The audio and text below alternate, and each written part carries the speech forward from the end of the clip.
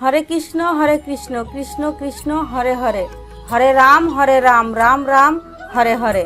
নমস্কার বন্ধুরা, ফুলমালা ব্লগের নতুন আরেকটি ভিডিওতে সবাইকে শুভেচ্ছা এবং অভিনন্দন। এই ভিডিওতে আমরা জানব 1431 বঙ্গাব্দে দামোদর ব্রত কবে থেকে শুরু হচ্ছে।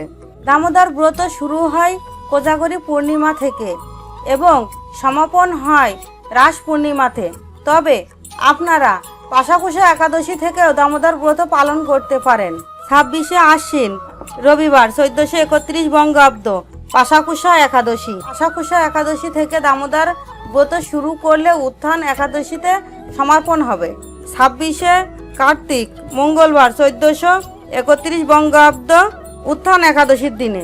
পূর্ণিমা থেকে দামোদর ব্রত শুরু করলে আপনাকে 30শে আশ্বিন বৃহস্পতিবার 1431 বঙ্গাব্দ থেকে শুরু করতে হবে।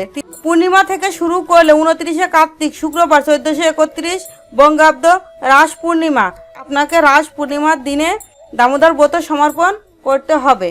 আমাদের ভিডিওটি ভালো লেগে থাকলে লাইক, কমেন্ট এবং শেয়ার করে দিবেন।